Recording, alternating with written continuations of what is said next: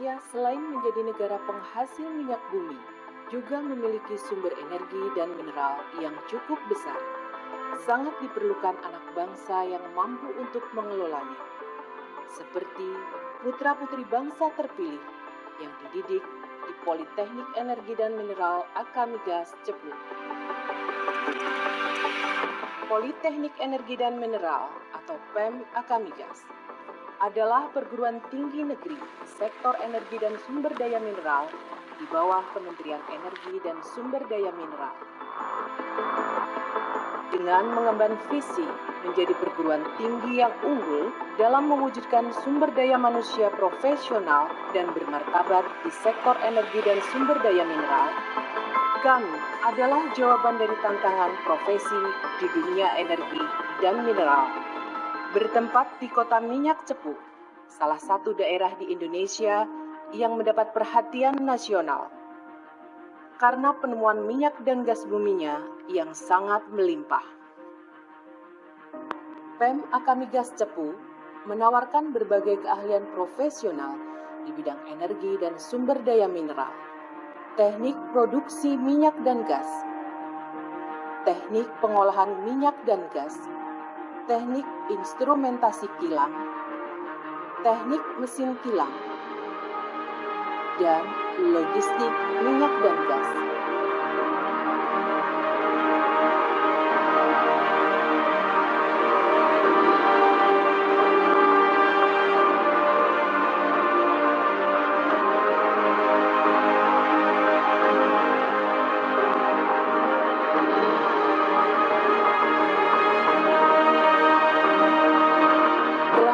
Prestasi yang diraih PEM Akamigas, baik itu di kancah internasional maupun nasional.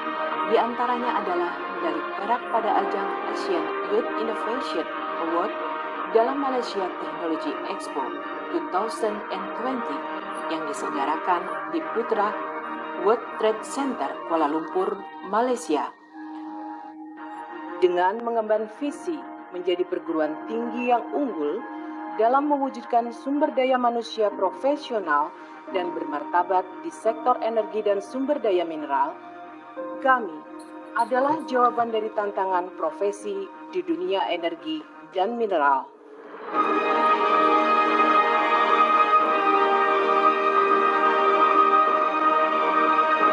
Sebagai bagian dari masyarakat, PEM Akamigas memberikan manfaat nyata di dunia energi dan mineral. Melaksanakan Tridharma perguruan tinggi dengan menciptakan anak-anak bangsa menjadi profesional, berintegritas tinggi, dan mampu bersaing di pasar global, sektor energi dan sumber daya mineral.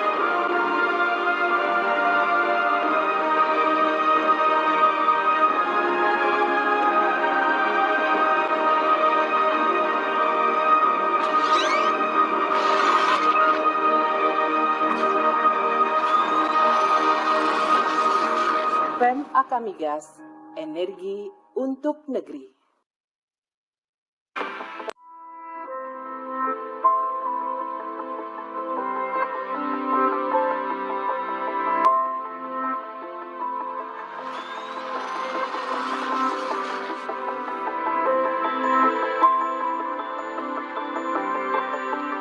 Indonesia selain menjadi negara penghasil minyak bumi, juga memiliki sumber energi dan mineral yang cukup besar. Sangat diperlukan anak bangsa yang mampu untuk mengelolanya, seperti putra-putri bangsa terpilih yang dididik di Politeknik Energi dan Mineral Akamigas Cepu. Politeknik Energi dan Mineral atau PEM Akamigas adalah perguruan tinggi negeri sektor energi dan sumber daya mineral di bawah Kementerian Energi dan Sumber Daya Mineral. Dengan mengemban visi menjadi perguruan tinggi yang unggul dalam mewujudkan sumber daya manusia profesional dan bermartabat di sektor energi dan sumber daya mineral, kami adalah jawaban dari tantangan profesi di dunia energi dan mineral. Bertempat di kota minyak Cepu, salah satu daerah di Indonesia yang mendapat perhatian nasional karena penemuan minyak dan gas buminya yang sangat melimpah. PEM Akamigas Cepu menawarkan berbagai keahlian profesional di bidang energi dan sumber daya mineral, teknik produksi minyak dan gas, teknik pengolahan minyak dan gas, teknik instrumentasi kilang, teknik mesin kilang, dan logistik minyak dan gas.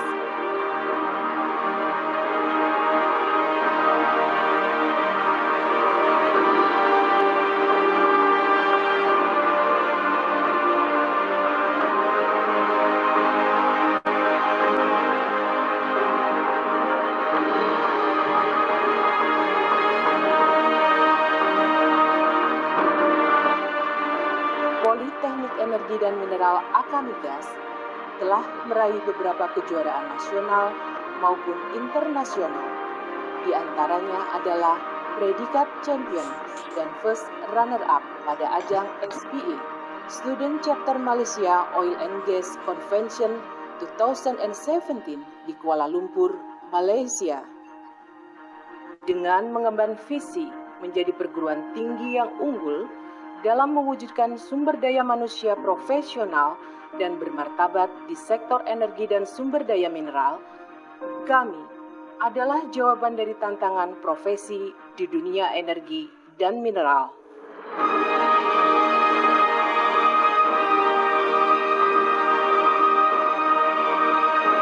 Sebagai bagian dari masyarakat, PEM Akamigas memberikan manfaat nyata di dunia energi dan mineral. Melaksanakan Tridharma perguruan tinggi dengan menciptakan anak-anak bangsa menjadi profesional, berintegritas tinggi, dan mampu bersaing di pasar global, sektor energi dan sumber daya mineral.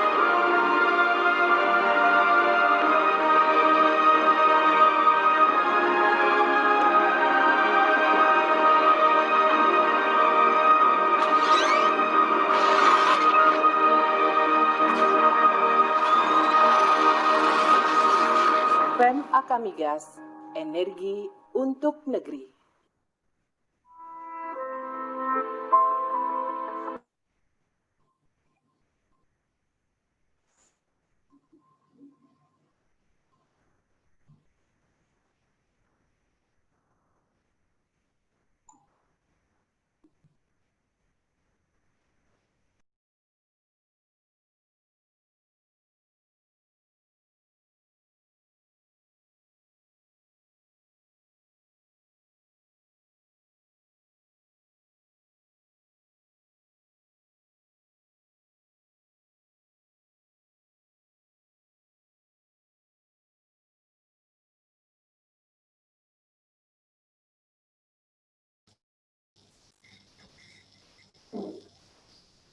Baik, mohon perhatian Bapak dan Ibu.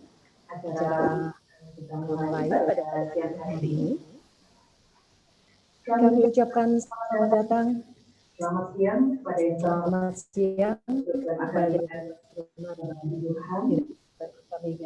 Bapak Beri Burhan. Kami ucapkan selamat datang kepada narasumber kita, Head of Energy Cooperation at the Embassy of Denmark to Indonesia.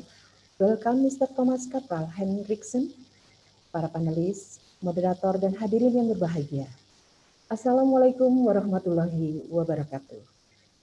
Selamat siang dan salam sejahtera bagi kita semua. Pertama-tama, marilah kita panjatkan puji dan syukur kehadirat Allah Subhanahu wa Ta'ala, karena pada kesempatan hari ini kita dapat menghadiri acara One Day with Expert secara virtual dalam keadaan sehat walafiat. Dan kami ucapkan selamat bergabung kepada semua peserta One Day with Expert yang kali ini mengangkat tema Renewable Energy General Overview in Denmark. Perkenalkan, saya Nina Gumantina akan memandu acara One Day with Expert ini selama kurang lebih 2 jam ke depan. Sebelumnya kami informasikan selain Zoom, kami menyiarkan One Day with Expert ini melalui live streaming YouTube. Apabila ada rekan Bapak Ibu yang ingin bergabung tetapi sudah tidak dapat masuk pada link Zoom, maka dapat informasikan untuk mengikuti One Day with Expert ini melalui YouTube channel PEM Akamigas dan BPSDM, ESDM. Baik Bapak yang terhormat, kita awali acara yang pertama ini dengan sambutan dari Kepala BPSDM SDM yang dalam hal ini diwakili oleh Direktur PEM Akamigas, Bapak Profesor Dr. Peri Burhan, MSc. Dengan hormat, kami silakan.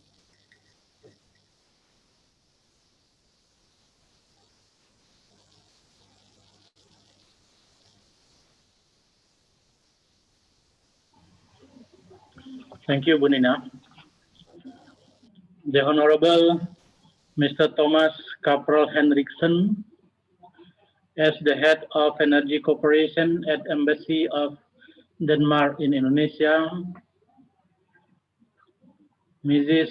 Nindya Natasha Smita, as the Energy Advisor at Embassy of Denmark in Indonesia, Secretary of Human Resources Development Agency for Energy and Mineral Resources, Head of Human Resources Development Center for Oil and Gas,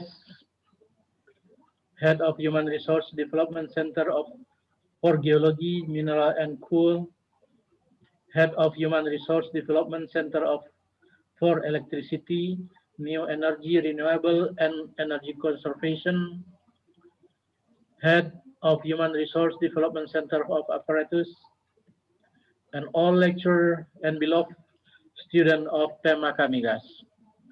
Assalamualaikum warahmatullahi wabarakatuh. Good afternoon, ladies and gentlemen. First of all, allow me to express my sincere pleasure in welcoming all of you to this One Day with Experts seminar. I would also like to acknowledge the presence of the head of Energy Cooperation at Embassy of Denmark in Indonesia, Mr. Thomas Caprol Henriksen. I really appreciate your willingness to share about general overview of renewable energy in Denmark to us. This seminar is special because it is the first time we are having a speaker from Embassy of Denmark. Ladies and gentlemen, Polytechnic of Energy and Mineral Akamigas is a vocational education under the Ministry of Energy and Mineral Resources that has a vision to be the best of Polytechnic of Energy sector in Indonesia. We have 5 study programs, including oil and gas production engineering, oil and gas refining engineering, refinery instrumentation engineering, refinery mechanical engineering, and oil and gas logistics. In production engineering study program, we have specialization area is geothermal engineering. It goes along with our commitment to develop human resource competencies, not only in conventional but also in renewable energy sector. Global demand for energy has escalated in recent years, leading to increase in investment and consequently of competent workers. PEM Akamigas, as a vocational education with more than 60 lectures, want to generate qualified graduates that can compete globally. Thus, we have to enhance the skills and improve the competencies of the student by expanding our knowledge from other countries. Last but not least, I would like to express my gratitude to Mr. Thomas, who gives us the opportunities from this seminar to learn perspective and issue about renewable energy in Denmark. I firmly believe that what will be shared to us will give a great benefit to our students and our lecturers. Now, allow me to declare The One Day with Expert event is officially begun. Thank you very much. Wassalamualaikum warahmatullahi wabarakatuh.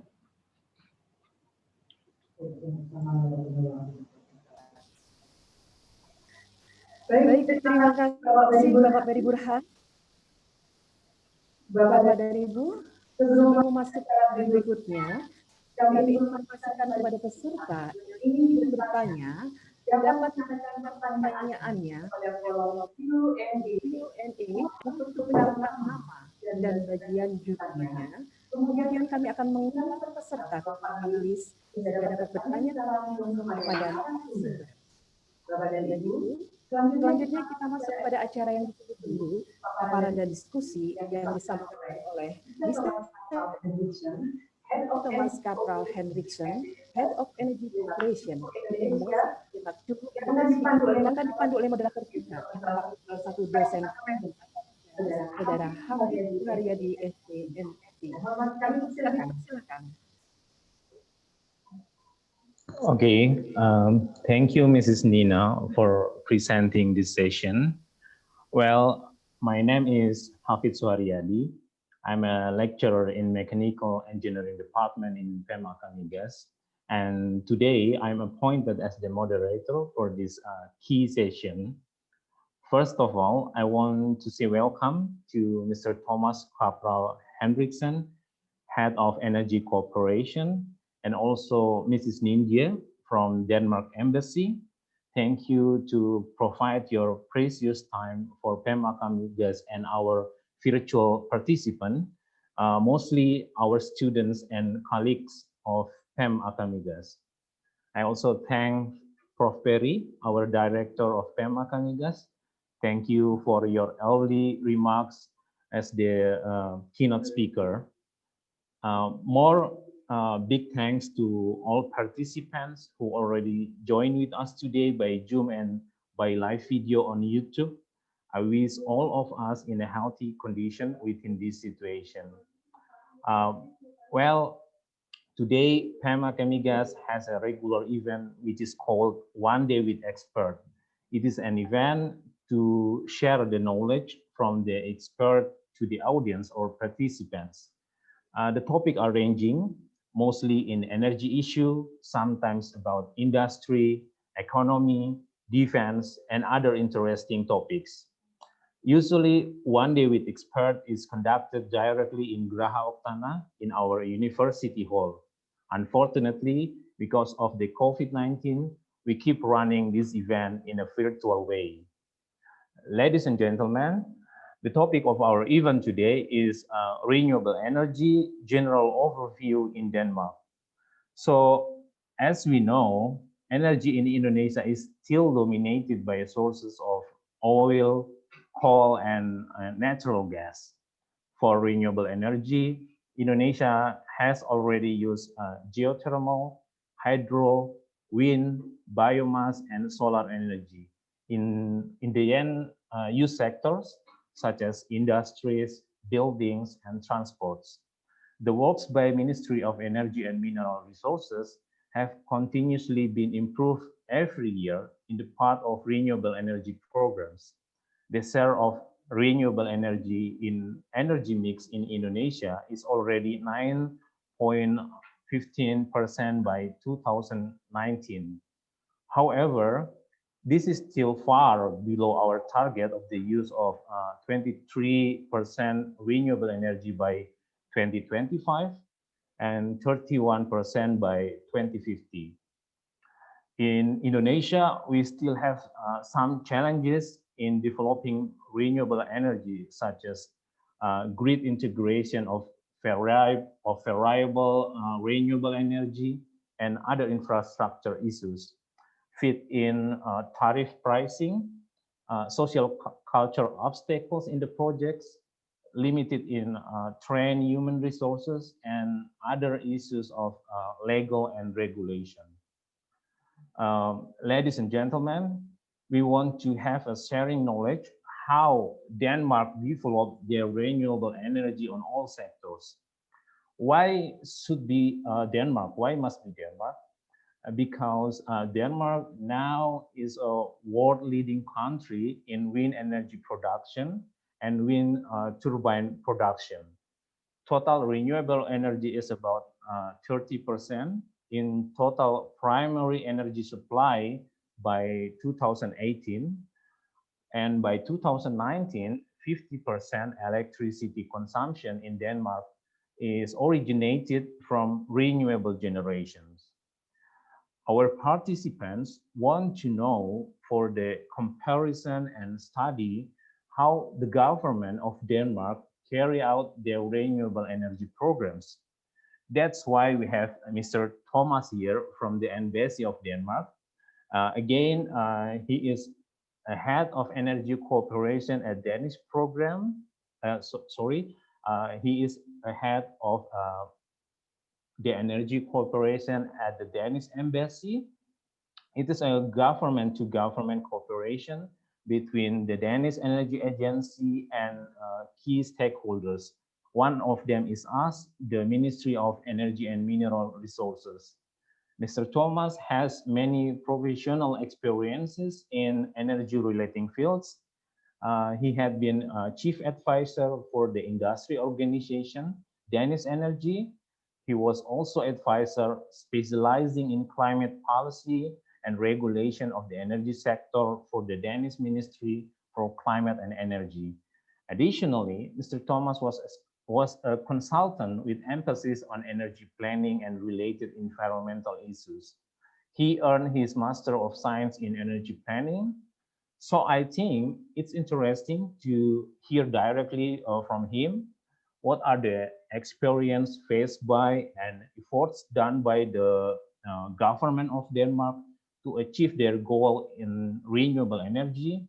What are the long-term goals in utilizing the renewable energy? I know, Mr. Thomas, your country has an ambitious target of 100% of energy needs that come from renewable energy in all sectors by 2050. And you may share your experience in policy and regulations concerning the energy sectors. Okay, again, a bit about the timeline and Q&A. Mr. Thomas, your session is for 1.5 hours from 2 to 3:30 local time. We are in the same local time actually between Jakarta and Cepu. Afterwards, we continue to the session of question answer.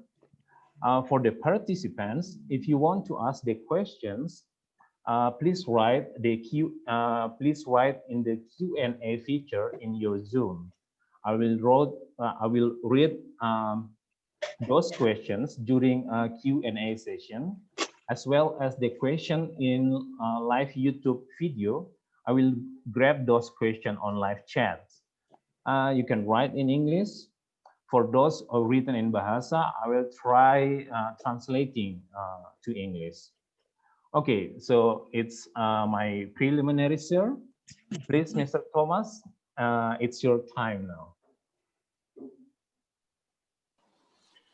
Thank you so much. It is really a great honor that you have invited me to speak as an expert today. I will be very happy to share the Danish experience and an overview on the renewable energy, the status of this one. It's a very complicated topic with many policies, so I will do a presentation, and then I hope for a lot of questions afterwards, since I cannot mention every detail in my initial presentation. Unfortunately, a good discussion with the questions afterwards. I am not able to the presentation myself, unfortunately, from this platform, so we will do it on a basis where I ask for the next slide. But today the topic is, as mentioned, the green transition of the Danish power system, which I will try to look a little more into. Next slide, please. Is it possible to make it full screen, or is that impossible?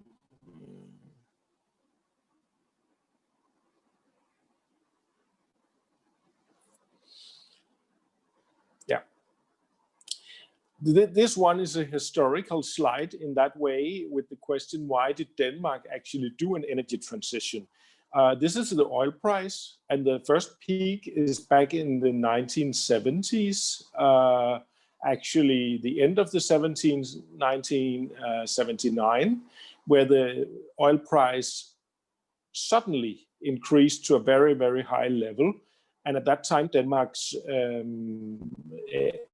electricity production was almost entirely dependent on oil as the fuel.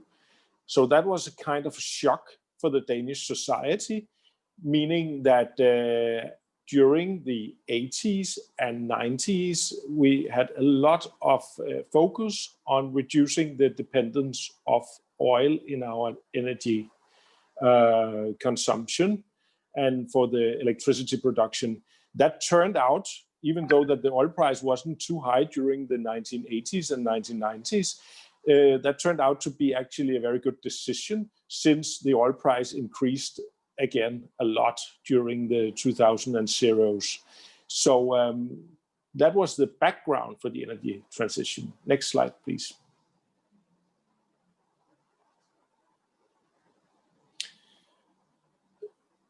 Back then, before the energy transition, the first initiative was actually to make car-free Sundays. This is a police car during the winter 1979, 1980, that is driving on a Sunday to catch other cars that might be out driving, but it was actually prohibited to drive at all on Sundays during these days, just to save oil.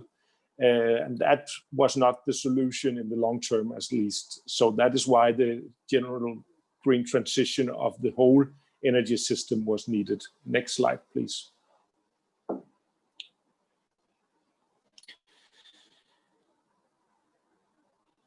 This is a graph showing that the decoupling of the economic growth and energy consumption is actually possible. It starts in 1990, and the first curve increasing is the GDP. So there has been economic growth since 1990.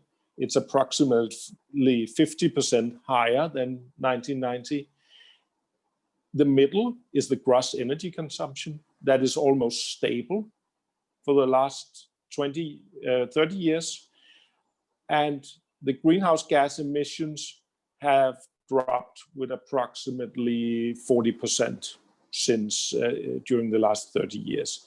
So it is possible to make a decoupling and maintaining the economic growth. Next slide, please. The current policy of Denmark is in the Danish Energy Policy Agreement, which is on a duration from 2018 and 2024. It builds upon several green agreements back to 1980, basically. But in the current political agreement, the targets are 55% renewable energy by 2030, and that is the gross energy consumption. Also mentioned in the beginning, it is right now around 33%. It's also a target of net zero CO2 emissions by 2050, and also a target of all coal phased out of the energy supply by 2030. In fact, since this agreement has been made in 2018, the progress has been that we expect coal already to be phased out by at latest 2028, maybe even before. The principles of the agreement is that the market shall be used as far as possible to do the green transition in order to bring down the prices. And linked to that it is on commercial terms. Electricity will be a more dominant source of energy in the vision of the new energy system, also meaning that the transport sector should be electrified a lot more than today. Next slide, please.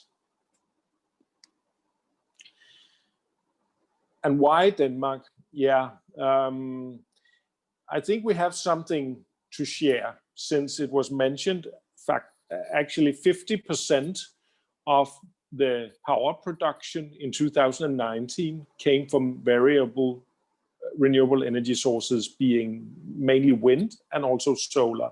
On top of that, there is actually some more renewable energy in the power sector coming from biogas and biomass. So the actual share of RE is higher in the power production. There is a political target of 70% CO2 reduction in 2030 compared to 1990.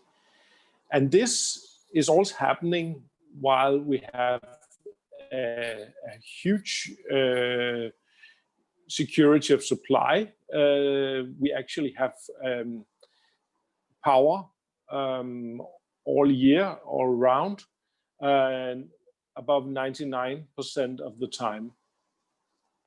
So balancing, going from maintaining high security of supply and also going to 100% green electricity by 2030 is what we're working on.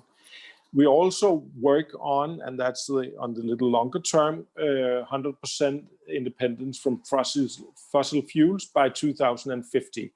That is a little harder, since it covers also the transport sector, which is a little more challenging than the electricity sector, actually. Next slide, please.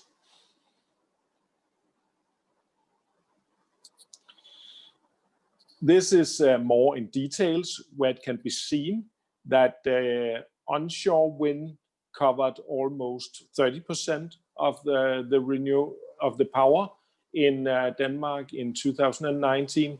On top of that came offshore wind and then a little solar, totally amounting to around 50% of the renewable covered by variable renewable energy sources. Next slide, please.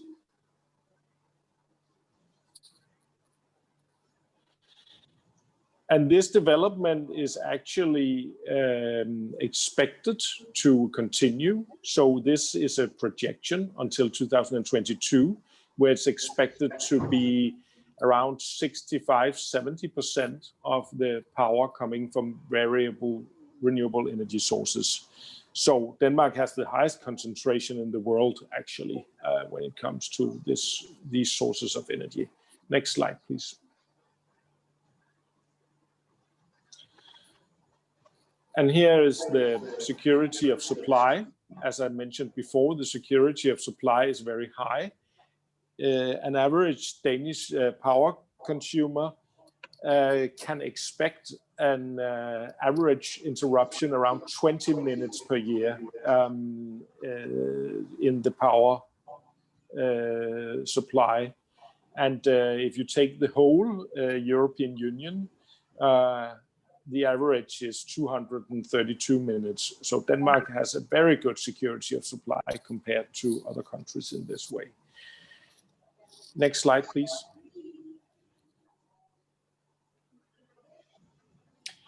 The price in Denmark is not the lowest in the EU, but it is below average. So we have fairly low electricity prices in Denmark. So it is also possible to couple the renewable energy with low electricity prices. Next slide, please.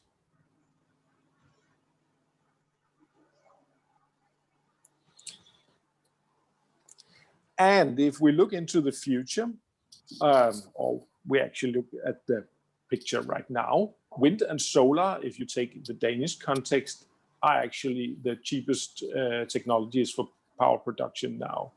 The onshore wind on the left is the cheapest of all the available technologies. Then on the next is the offshore wind, a little more expensive, due to the grid connections and the facilities offshore. And then come in actually large photovoltaics, which is a little cheaper than the offshore wind. And that is actually quite interesting, since in Denmark, the sun is not shining like in Indonesia. So the technology has developed quite a lot when it comes to photovoltaics, meaning that if it can compete in Denmark with other technologies, then it's also possible to make it a good competitive technology to use in Indonesia. If we take the other higher figures here, they are related to thermal power plants. The first one is on wood pellets. The next one is a new coal-fired power plant. And the last one is a gas turbine combined cycle technology. So it's state-of-the-art technologies, all these thermal power plants.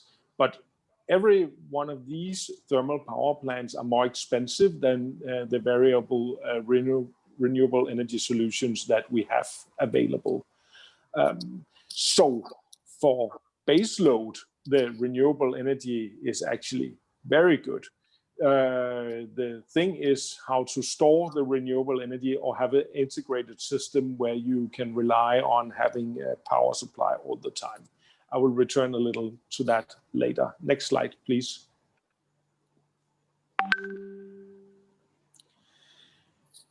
Some of the policies that have been driving down the prices in Denmark have been auctions. Previously, the most used support scheme was actually Feedin tariffs in the Danish context for renewable energy.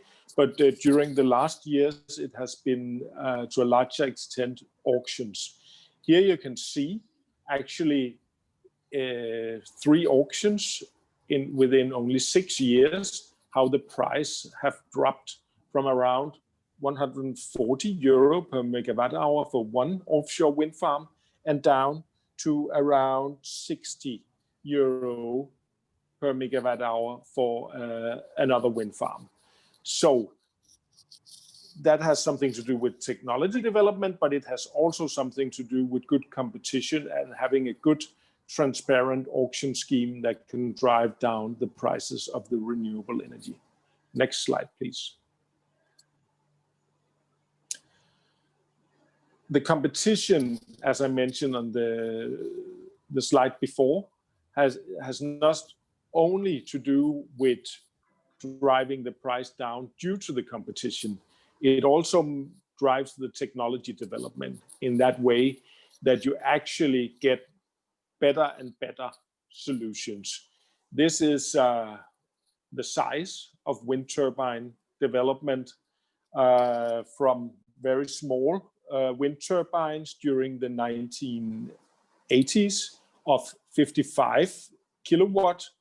And now we are talking that state of the art, not even the biggest wind turbines are here. It's 4.2 megawatt, but there are even larger wind turbines such as 5, 6, 7, and 8 megawatt that can be used and is available technology now.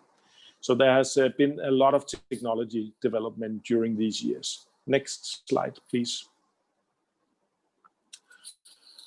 And here we come to perhaps what is some of the pillars of such solutions. What are some of the recommendations and experiences to learn from Denmark? I will elaborate on each of these one. The first one I will not elaborate a lot on. It's grid codes, and grid codes are important in order to make sure that every producer of electricity, also independent power producers, have the same set of rules for grid connections so that you can get access to the grid. But then I will, on the next slides, elaborate a little more on the development on market development, interconnectors, thermal power flexibility, and forecasting. Next slide, please. Market development in Denmark has been through coming from a very centralized energy system. On the left map, hope you can see it. There's few power plants distributed in Denmark, which was mainly coal-fired power plants. And on the right side, there is a lot of distributed generation around the country. That is small power plants on gas, that is wind turbines, that is biogas power plants. And if we go into the picture also during the last 5 years or so, it will also be large-scale photovoltaics, basically. So that has been a movement from a power system historically that came from few centralized power plants where generation, transmission, and distribution were often bundled in the same companies, and then to a more scattered energy system in that way, that there has been a lot of decentralized generation. There has been an independent, strong transmission system operator to make sure that there was power in the grid all the time. And then the distribution grid has also been separated, only to maintain the connection from the transmission grid out to the customer. But the transmission system operator has had a huge responsibility of securing enough capacity, of securing an effective dispatch of the most cost-efficient units through market reforms. Next slide, please. Interconnectors is also very important. There's a map here showing interconnectors to our neighboring countries. The oldest one is the Danish-Swedish interconnector, which is from the beginning of the 1910s. I believe it was opened in 1915 or something like that. So it's more than 100 years, this connection. And then there has been built several interconnectors during the years. The latest one that is opened is a new connection to Germany through some wind turbines on the sea, offshore wind farm. That has been running in test for a few months and is opening officially now. And last year, the Danish connection to the Netherlands, the Cobra cable of 700 megawatt opened, and one connection that is planned and decided but not yet opened is a connection going from Denmark to the UK, which is expected to open in a few years from now.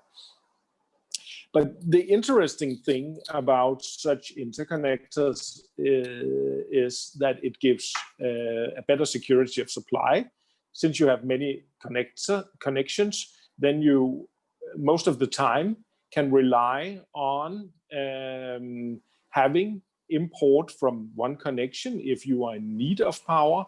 And Denmark often export power to the neighboring countries when the wind turbines produce more than our own consumption.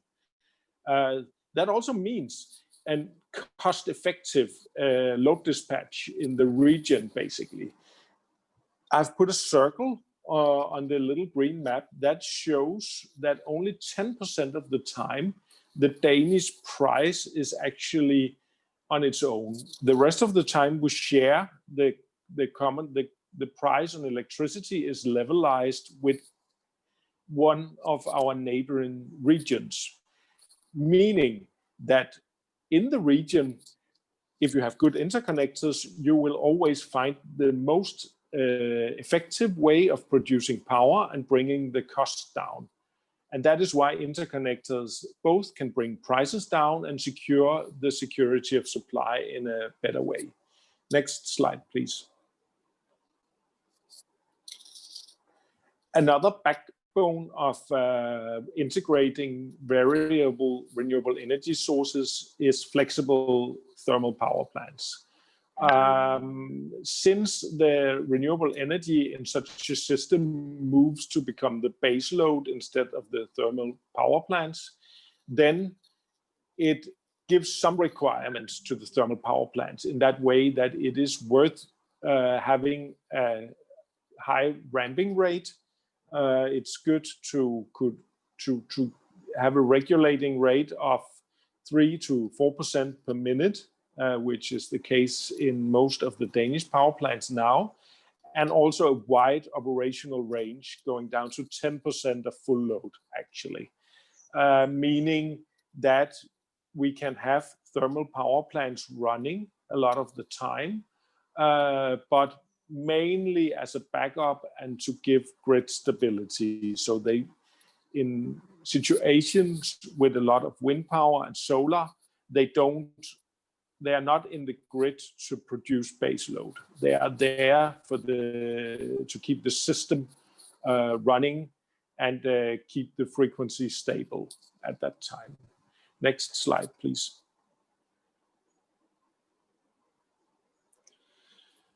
The last of the 5 topics I have chosen to speak about when it comes to the integration of renewable energy is the importance of good forecasting.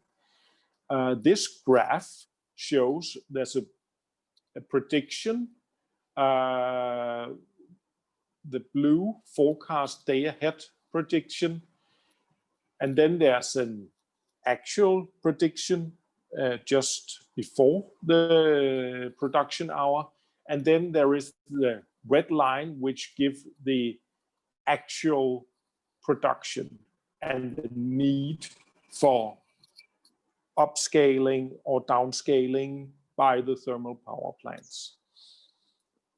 And this shows that actually 1 day in advance with good forecasting, you can get quite accurate within a few percentage of the production in the hour afterward, the day after.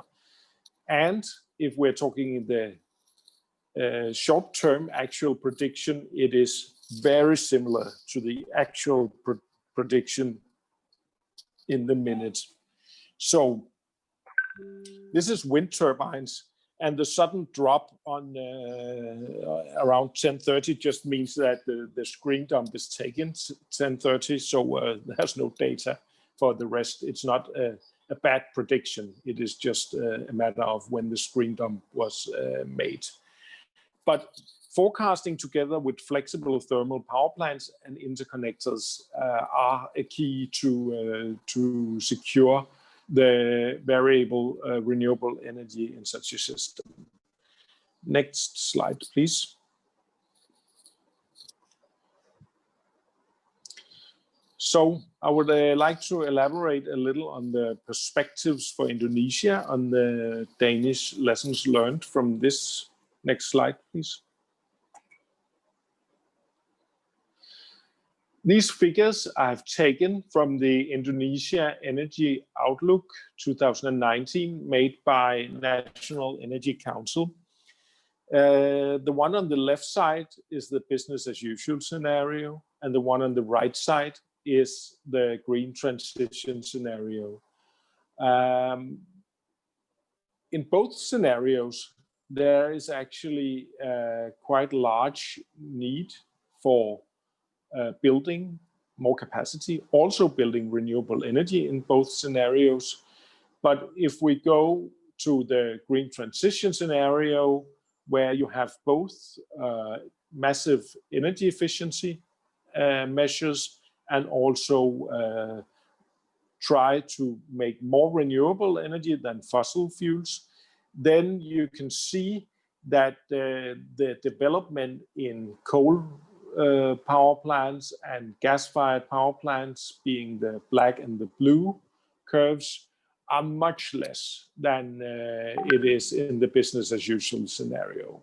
So I think at the current stage, it's obvious that Indonesia needs more electricity capacity in the years to come to cover the demand for electricity. But there is a choice now whether Indonesia wants to follow a more fossil fuel line or go more into the green perspectives.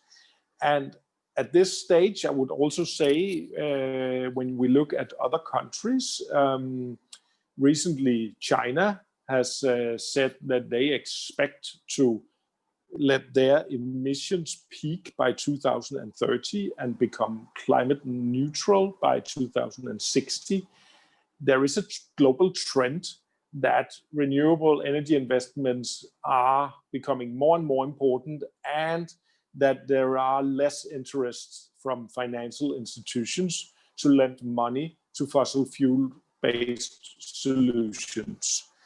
Meaning, again, that one should be very careful when actually investing in fossil fuel solutions. It can, of course, provide power, but you might also end up in 10 years with having stranded assets in fossil fuel solutions, and that there is a lack of willingness to continue operating these things due to circumstances that are external actually to the decision. Next slide, please.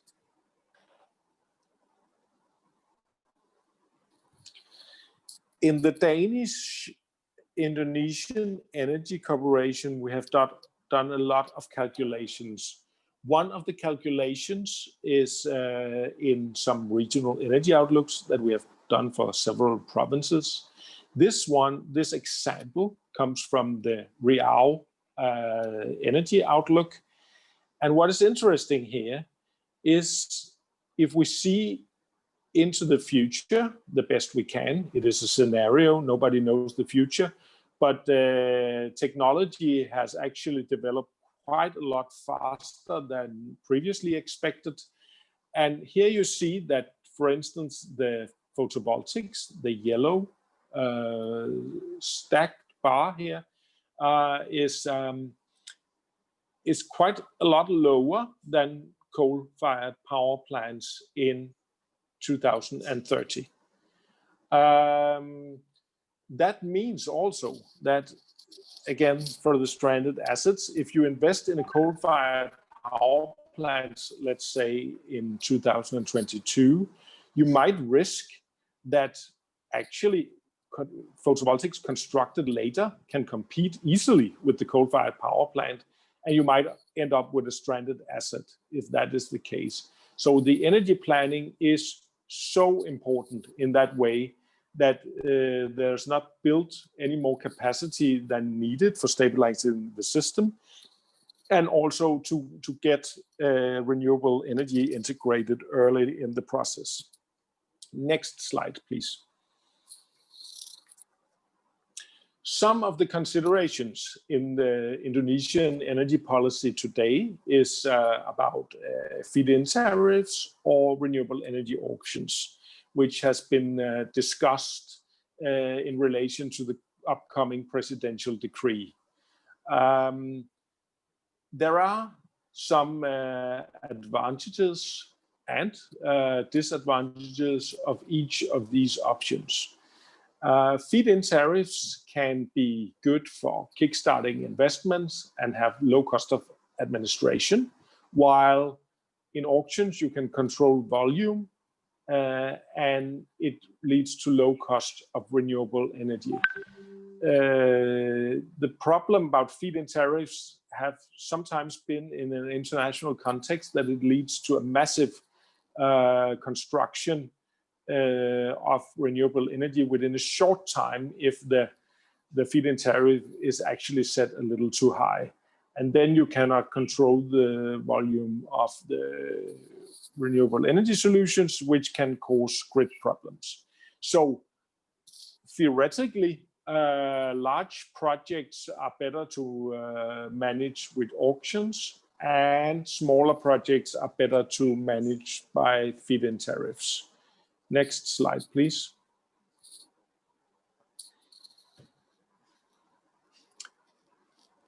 And what we heard about the new presidential decree, in my opinion, it actually contains very good perspectives for renewable energy in Indonesia. The current RE regulation have really not led to enough investment in renewable energy, the 85% of the BPP regulation. I don't know if it's because there has been too low transparency in the model, but at least I can say that it has not attracted investors to a sufficient level. So the plans about having feed-in tariffs for small projects, I believe under 5 megawatts, could actually be used to kickstart a renewable energy market and to mature the RE industry in Indonesia. It can also give reduced bureaucracy in the decision phase of constructing the small RE projects. And then it's also a good idea, I really think, to have the tender schemes, the auctions for the larger RE projects. It can give competition and it can give cost reduction of renewable energy. That has been seen in several countries around the world. Emerging economies like India has benefited a lot from these kind of things. And it can really scale up the volume of the renewable energy investments. So I really hope that the new presidential decree will lead to some more investment in renewable energy in Indonesia. And I really also hope that even though changing the regulation, it will not come to a stop of the renewable energy development in Indonesia. Sometimes changes in regulation, unfortunately, lead to a period of hesitating for investors. But I hope in this case that the perspectives of the new regulation can lead to increased investment. Next slide, please. So in the Indonesian context for the green development of the energy sector, I would focus here on 4 recommendations. I think it's really important to send a strong political signal about that Indonesia is committed to reach the 23% target and will reach it. And also afterwards, when reaching the 23% target in 2025, that there will be a renewed RE target. So investors actually can see that Indonesia follow their targets and that there will be a target afterwards. Because then investors will also try to develop local assembly of technology and the production of this, which will bring down prices further. I think it's important to kickstart the RE development with the feed-in tariffs, but also to do the auctions on renewable energy. And a key word here is transparency. So everybody knows, either going into a feed-in tariff, you know the conditions of the PPA, or if you go into an auction, before the auction, you know the conditions of the PPA so that you can rely on that as an investor. That reduces the investor risk and bring down prices. Another thing that will also bring down prices is related to the political signals. It is to have a long-term pipeline of renewable energy projects so the developers can prepare for this pipeline and they can do as much as possible locally, and then they can also rely on that what is actually mentioned in the pipeline will become tenders, for instance. So they can prepare for that and have a whole setup. That will lead to economies of scale for investors and bring down prices. And then when creating new thermal power plants, it is important to make them flexible. That also comes when you make contracts for new hydropower plants. Make them flexible in order to make it possible for them to react on variable renewable energy sources. It is important that the hydro and the thermal power plants can react quite fast when you know that you have photovoltaics in the grid and the sun goes down around 6 o'clock. Then in the hours before, the thermal power plants have to ramp up and the hydropower have to be ready to immediately when the production from the photovoltaics stops, also to increase production. Next slide, please.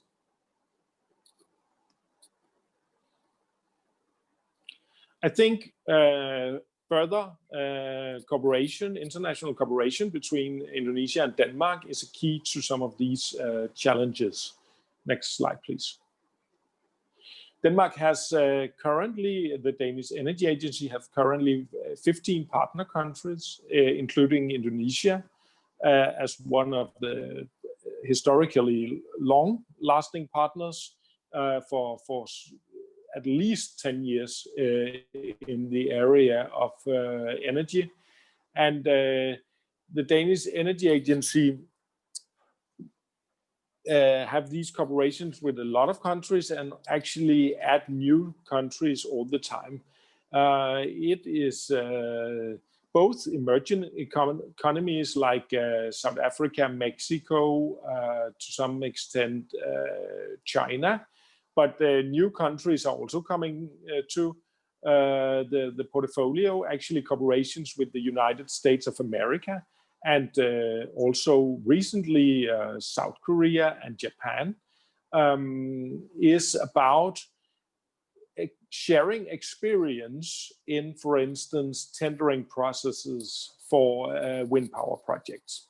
And meaning that I think that when it comes to this global cooperation, many countries, industrialized, emerging economies, and also we have some real developing countries such as Ethiopia in our cooperation is key because several countries can learn from each other in a different way. Next slide, please. What Denmark is good at in such kind of cooperation is mainly technical assistance in cost-effective, holistic, long-term energy planning and scenarios, which is also something that we cooperate with Indonesia about. We are also very good at improving framework conditions, both for energy efficiency and also for public tenders in renewable energy, investment in renewable energy. And then we have a lot of experience of integrating fluctuating renewable energy sources while maintaining a stable energy system with high security of supply. Next slide, please. So in the current Danish-Indonesian energy cooperation, we have made a lot of scenarios and modeling. We have regional energy outlooks made for Lombok, for Riau, for North Sulawesi and Gorontalo, and South Kalimantan. And we also have an annual publication together with the National Energy Council called the Indonesia Energy Outlook. So we have been cooperating with a lot of institutions within the ministry, ESDM, and also with PLN about these things for quite a while. We have also been working on renewable energy integration and with energy efficiency. The current program was about to expire by 2021, but actually this Tuesday we have just together with ESDM made a mutual understanding agreement about prolonging and upscaling the program. So my expectation is that we actually upscale the program and the cooperation from 2021, so it will last at least until 2025 within the same areas of cooperation modeling and long-term energy planning, renewable energy integration, and energy efficiency. Next slide, please.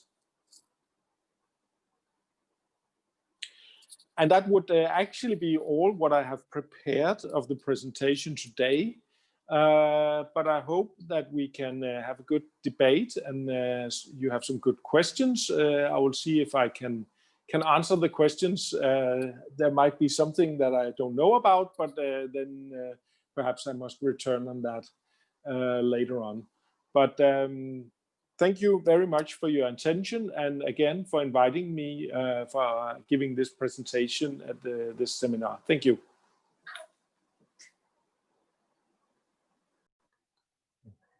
Thank you, Mr. Thomas, for your presentation. Actually, you are like 1 hour faster than the schedule, so we can have more opportunities for the questions. Okay, yeah, you have talked many things about recent situations and targets concerning energy in total and also renewable energy in Denmark, the requirements that has to be fulfilled to develop renewable energy, and also solutions that have been practiced in Denmark. You also give the perspective in Indonesia, key recommendations for renewable energy development, and also your government also has worked with our government, with Indonesia government in terms of policy, planning, and regulatory experiences. Yeah, of course, in terms of renewable energy. Okay, so the first question maybe from the panelists in our Zoom meeting. Some of you want to ask first. Maybe I give the first opportunity to Mr. Laude. Mr. Laude, are you there? Yes. Okay.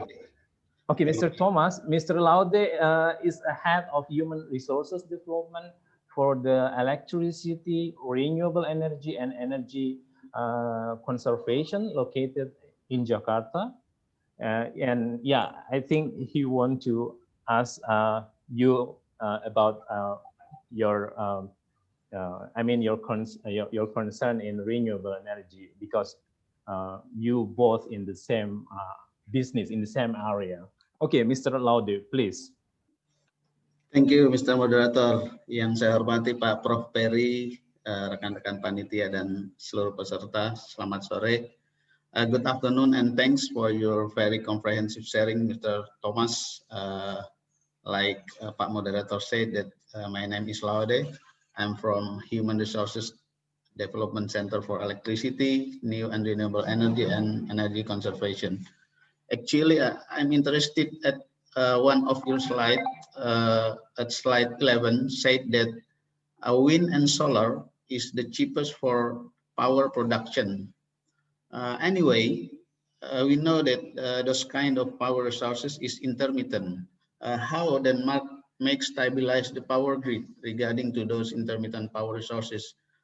Does it need some backup power and will increase the operation cost? Thank you, Mr. Thomas. Thank you, Pak Moderator.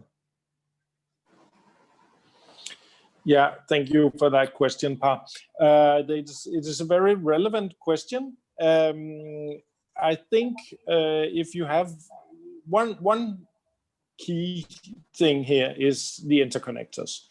If you have large systems, meaning connected to other sources, in Denmark we are connected to Norway that has hydropower.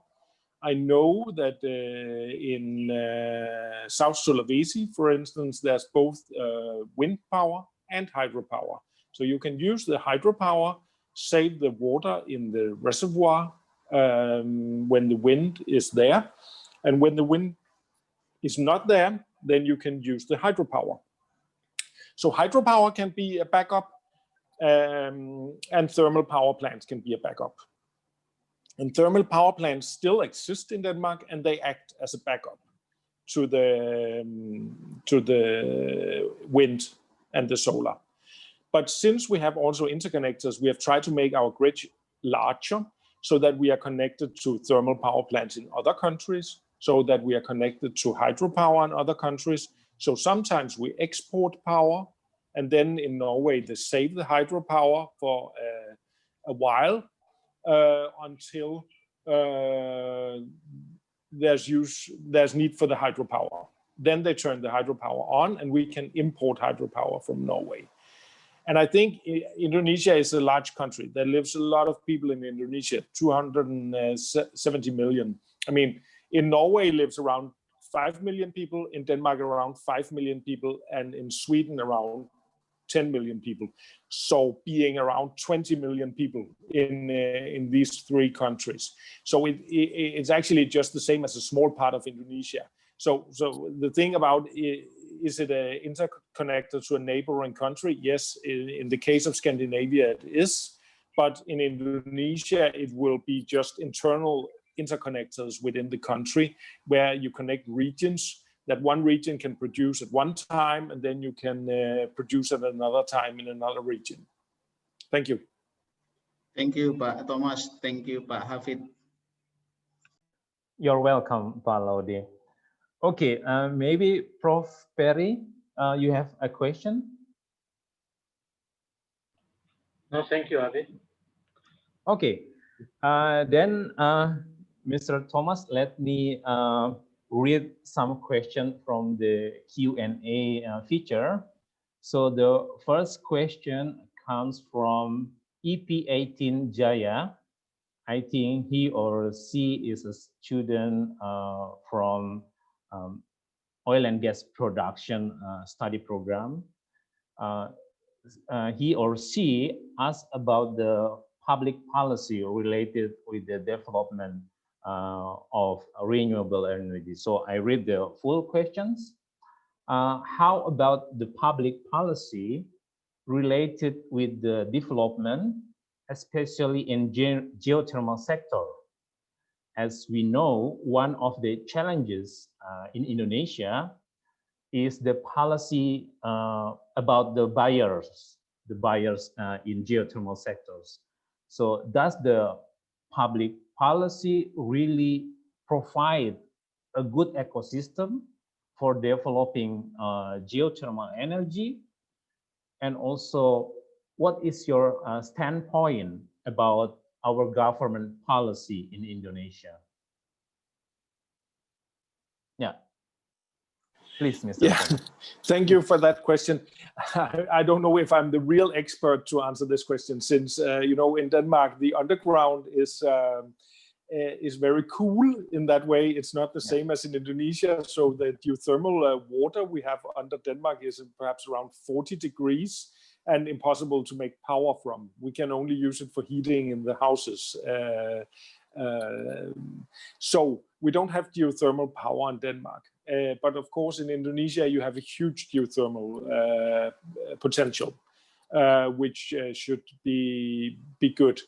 And I know that there are some problems about getting the geothermal project started, since there's a huge exploration risk about making the drillings and to make sure that you have the right conditions to explore the geothermal power.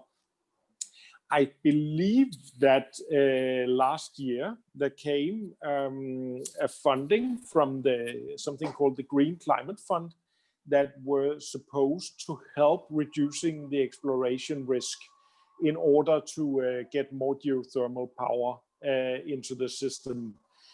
So I hope that is going to help a little on the problems about getting more investment into geothermal power.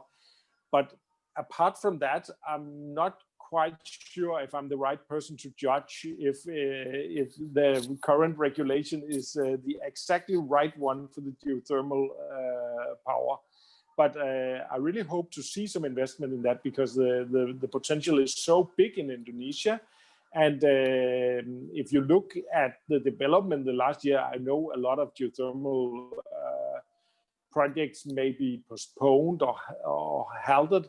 But anyway, it is actually one of the renewable energy sources that year after year makes more production in Indonesia, a good stable renewable energy production during the last years.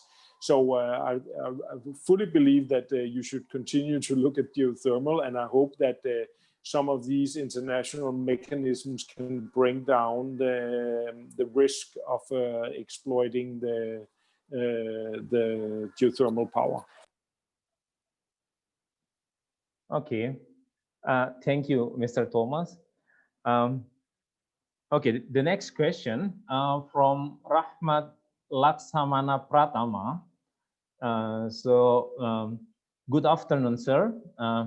As we know, the world governments have encouraged, he means that the governments in the world have encouraged the use of offshore wind and the wind farming, and they are have been a trend recent now.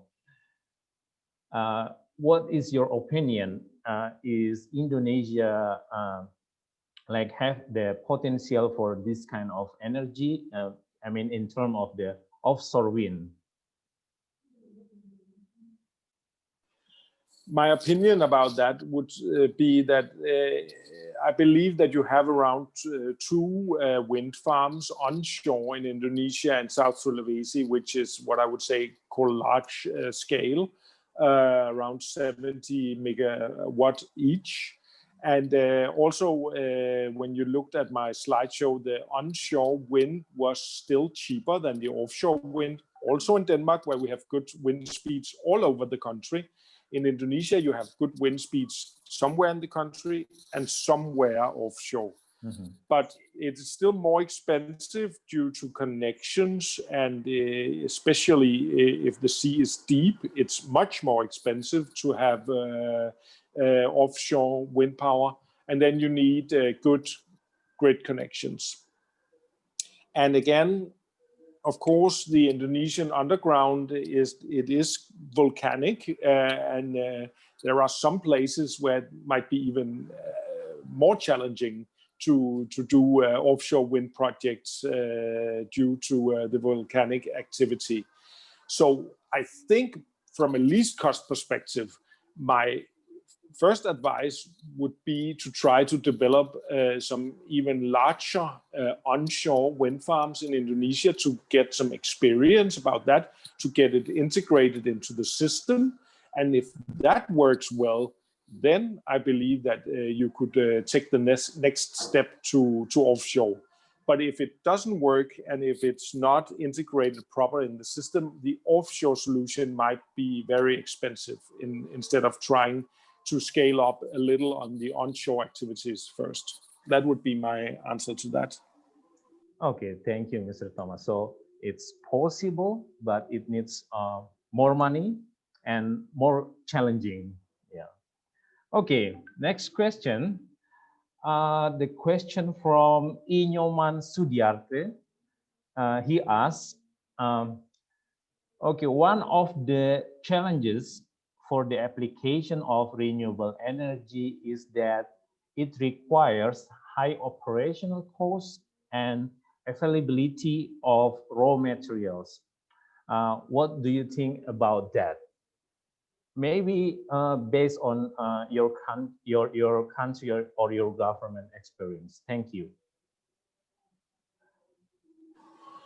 I believe that that the operational cost of renewable energy is actually quite low, in that way that if we're talking the fuel-free technologies such as wind and solar, then you of course don't have a fuel cost. So when you have constructed your photovoltaics or your wind turbine, the actual production marginal cost is close to zero. Of course, you need to go to the bank or a financial institution to get a loan to construct the wind turbine and or the photovoltaic wind farm. But that could be handled, I believe, through international finance institutions to take up the loan.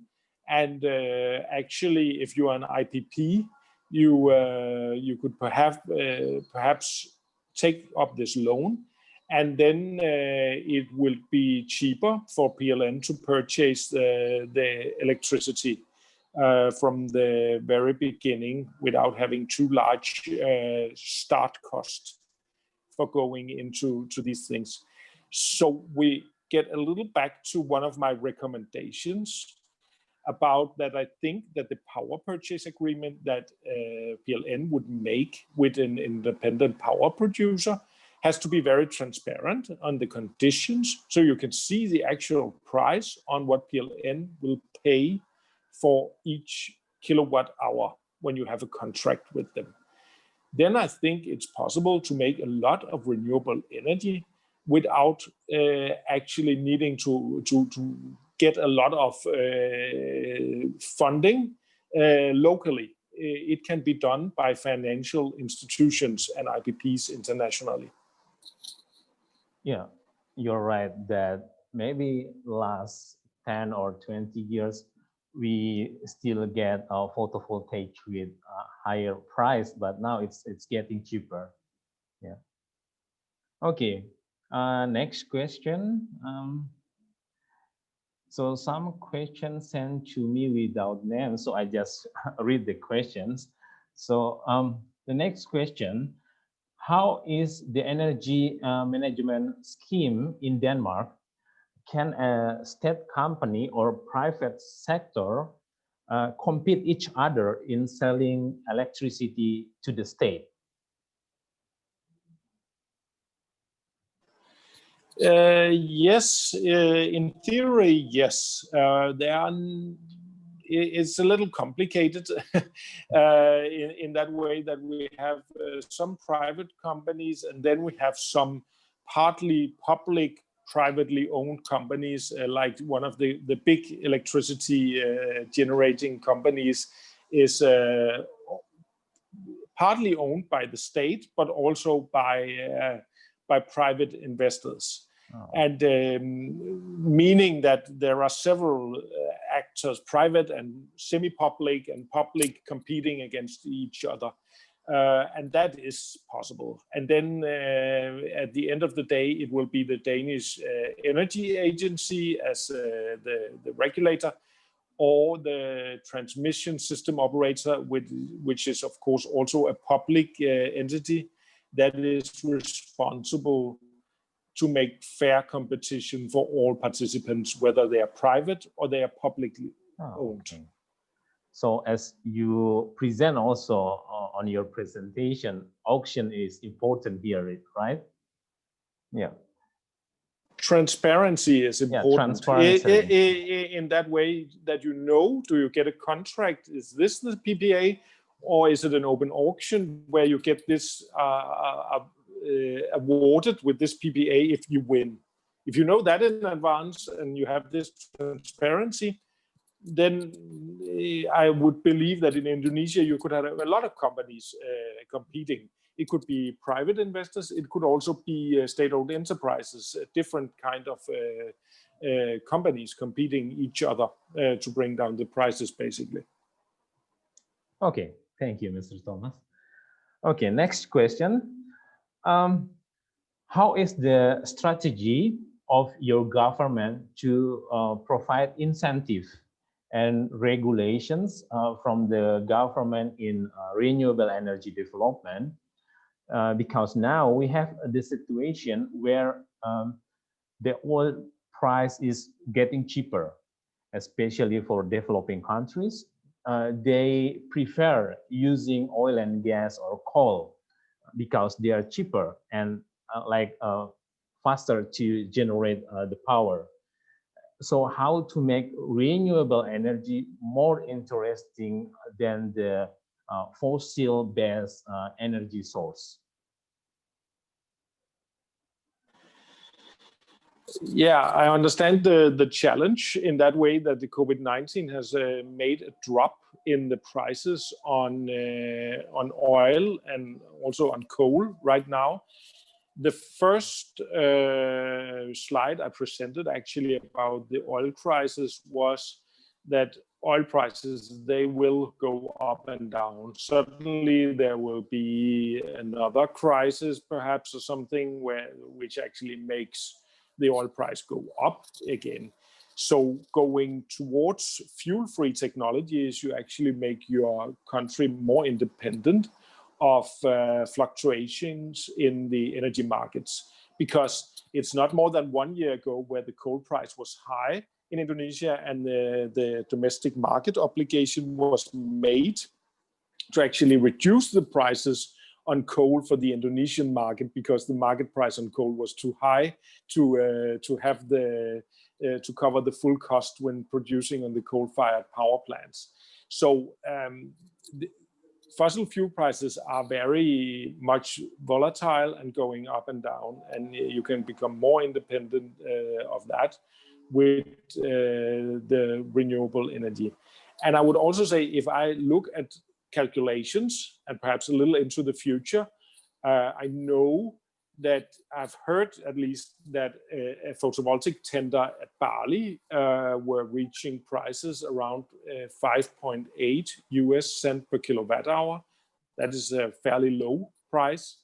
And I know from Portugal right now, they're talking about the recent tender of prices down to 1.1 US cent per kilowatt hour for photovoltaic power. And if you take a coal-fired power plant, even with the low coal prices right now, I believe that alone the fuel price would be around 3 US cent per kilowatt hour.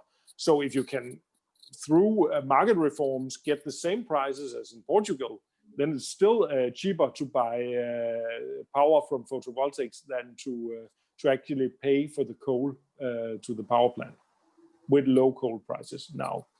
Yeah. Okay. I think it's clear also.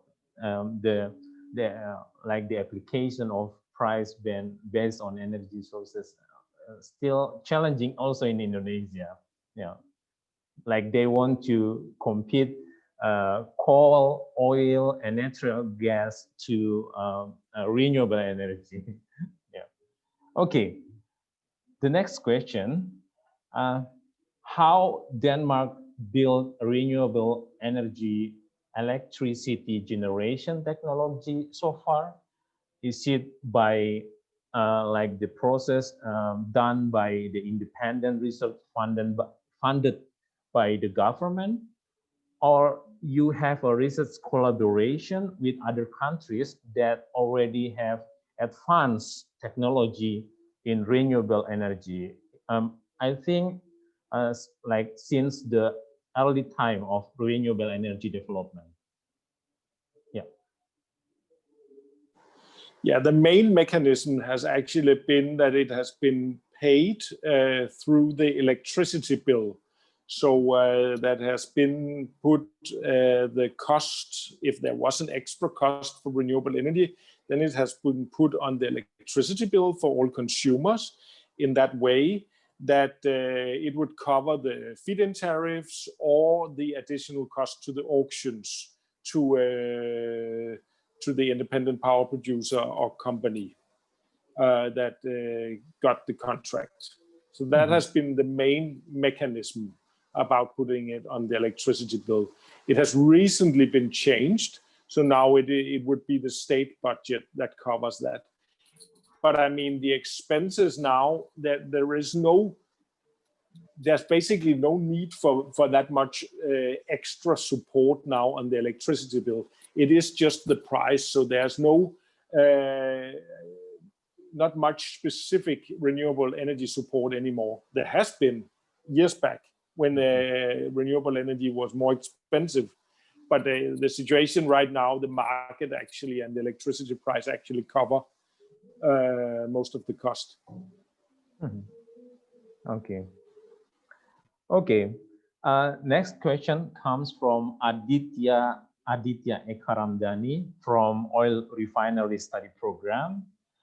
Okay, I don't know you can or you want to answer the question, but I will read the question. Aditya asks, how about your opinion about the mixing of vegetable oil into the diesel engine. Do you have any experience in Denmark regarding using the vegetable oil into the diesel engine? Okay, that's the first question. The second is, Aditya wants to participate in green energy refinery projects in Denmark. So what are the specific requirements that can be fulfilled by our students or our alumni to take part in green energy refinery project in your country, Thomas? Yeah, the first part of it, there is some experience in Denmark about using biodiesel. I believe the highest concentration has been around B30, which I also believe is around there. Indonesia are right now. And to be honest, it makes some challenges to go to B40, B50. I think many people believe that it actually can hurt the engines or the diesel generators, or if you try to go to higher concentrations of that. So I think there's mixed experience from Denmark about blending in vegetable oils into to diesel. And I believe now in Denmark, the focus has turned more over towards doing electrification of transport instead of blending with vegetable oils in cars, trucks, and similar. About the second question about special requirements, I'm afraid I cannot answer that specific. That will depend on the university and the scholarship. Okay. Is there any questions? Maybe from our panelists, some of you have questions?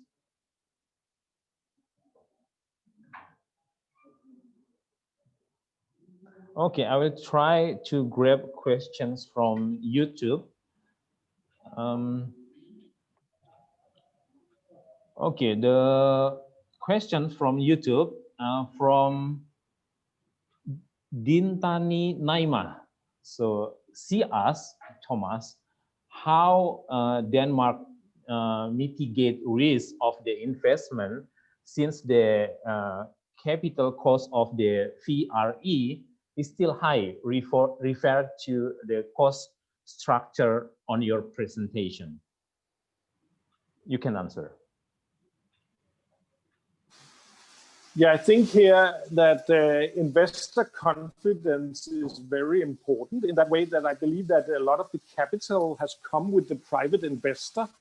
The private investor come with the capital, cover the capital cost, but the private investor is also very confident that when they get the contract with the transmission system operator about a certain amount of electricity, then they know that they will get the money for the contract back. So reducing again investor risk and making sure that the investors are confident that the power purchase agreement they actually get is rewarded by the electricity utility, then it reduces the cost of capital, and then private capital can actually come in and do the initial investment. Okay. Dintani also has second questions, and also actually the third question. So the second question is, how many percentage of the VRE penetration for Denmark grid?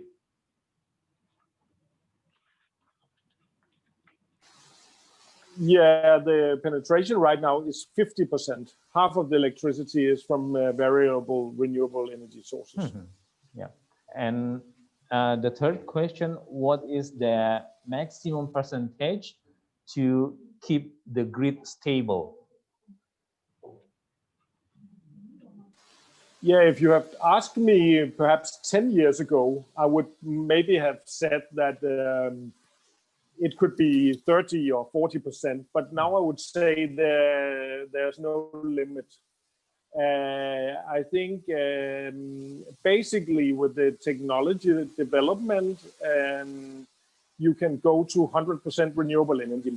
You might need some hydropower, for instance, or some battery solutions to do the last part of the storage and to cover the things. But for the variable renewable energy sources, the percentage can be very, very high, would be my answer now. I don't know the full answer yet. Time will tell when we increase the share of variable renewable sources, but there's no doubt that it is possible to go high on that percentage. And your government believe that 100% can be achieved, yeah? 100% renewable, and for a Danish system, yeah, also 100% variable renewable, but that of course has to do with the interconnectors, so that you have perhaps some hydropower in a neighboring country that can do the last balancing. Mm-hmm. Okay. Okay. Actually, I have questions. So my question to you is regarding the research in the university or like in research institution. How big money invested by your government for the research in terms of wind power, wind turbine, or other renewable energy sources? I actually don't know that that number, but there has been quite a lot of research and also public funding during the last 30 years in going into research of wind technology, especially. But I don't know the actual number. Sorry. Like more than 10% or compared to GDP, maybe, or more. Sorry, again, more than 10% compared to GDP? No, GDP, not that much. No. Oh, yeah, okay. no, much less. Oh, much less. A lot of this has also been not public funding in that way that you come with the total public funding for research. It has been also to get the technologies into the market at a smaller scale and actually produce, and then you have some hands-on learning and research during that. So that is basically free research as you do it in real life and get experience with it. So it has not been near 10% of GDP in public funding, much less. Okay. Okay. Maybe other question from the panelists. Mr. Eko, maybe. Pak Eko, Pak Purnomo, you want to have questions? Okay. Okay, then. Thank you. Oh, okay. Pak Eko, please. No. Okay. Then I will ask you again, Mr. Thomas.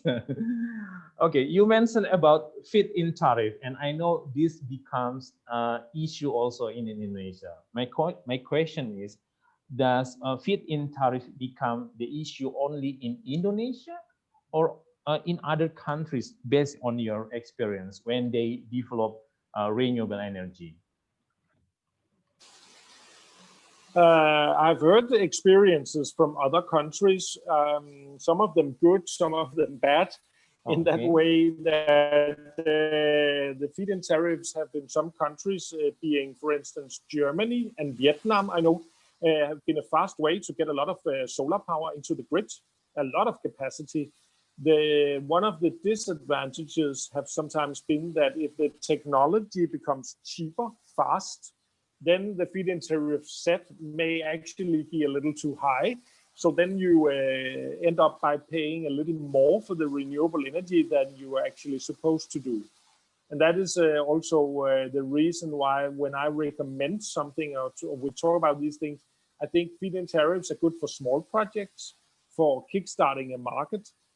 But if you go really large scale, perhaps it is better to have an open, transparent competition in an auction to actually get the best available price. Okay. Okay, maybe this is the last questions comes from most of our students.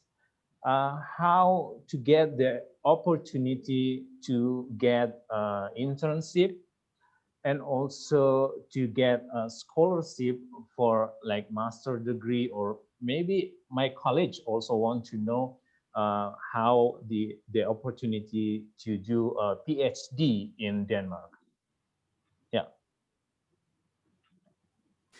Yeah, it is a little hard to say. There are, of course, universities in Denmark, and I don't know the rules for all these scholarships. But there is a small opportunity, something called the Danida Fellowship Center, that you as a university are able to nominate a single candidate or something for a master's program if you are interested in that.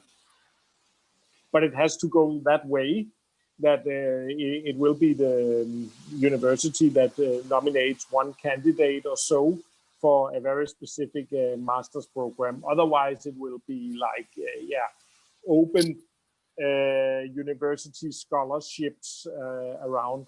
But there are if you are interested in this field, some of the students here, there are some good courses.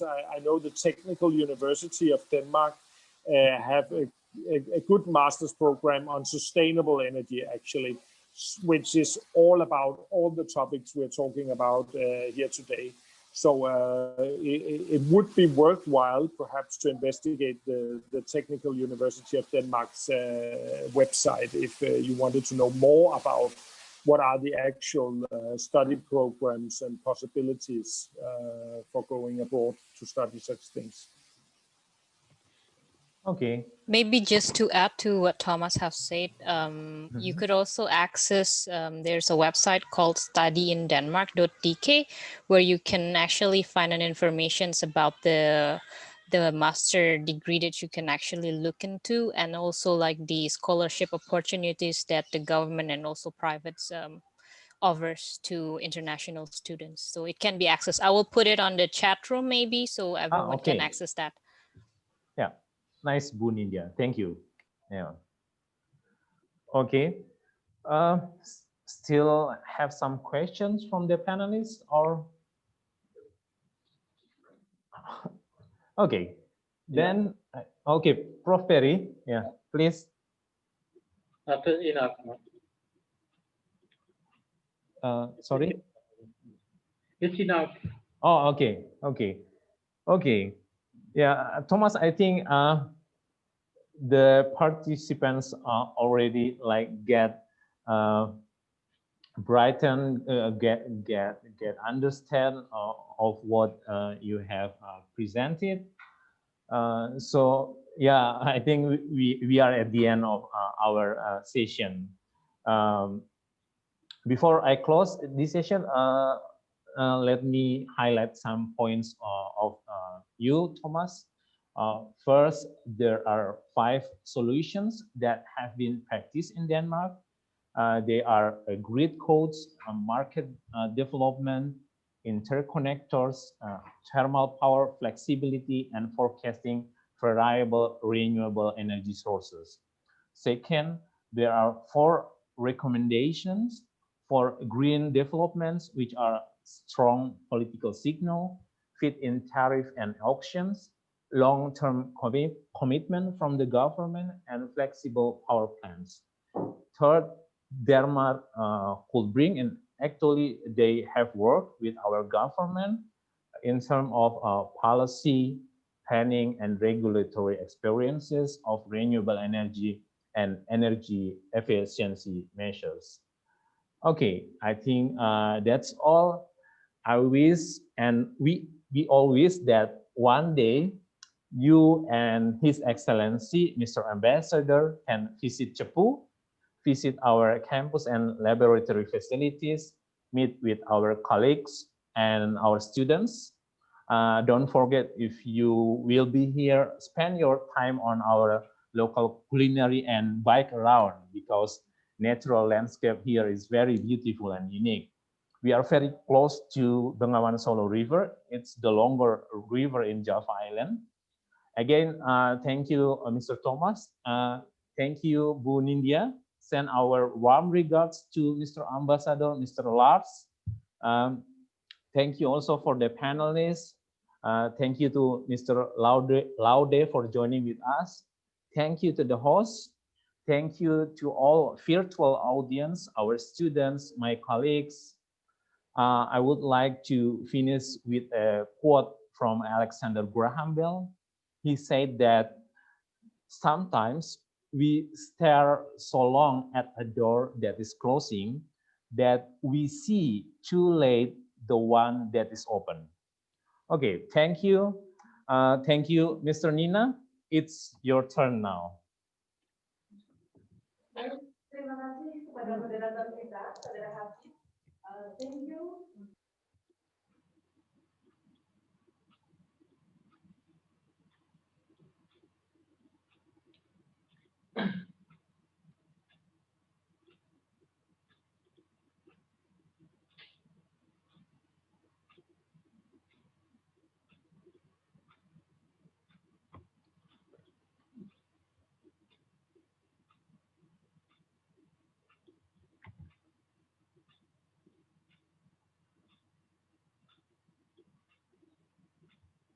No connection.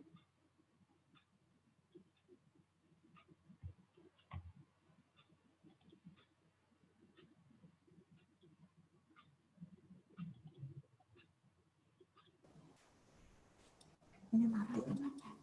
Ini mati. Ini loh. Baik Bapak dan Ibu yang berbahagia, dengan demikian acara One Day with Expert pada sore hari ini selesai sudah. Kami ucapkan terima kasih kepada Bapak Peri Burhan, thank you Mr. Thomas, kepada Bapak Laude, kepada moderator kita Saudara Hafid, kepada Mbak Nindya dan semua partisipan pada sore hari ini. Kurang lebihnya kami mohon maaf. Selamat sore dan akhir kata. Wassalamualaikum warahmatullahi wabarakatuh.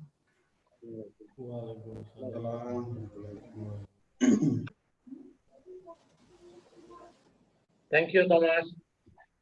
Thank you so much. Thank you, Mr. Thomas, Mbak Nindya, Pak Dir. Terima kasih, Pak. Terima kasih, Mbak Nindya. Panitia semuanya.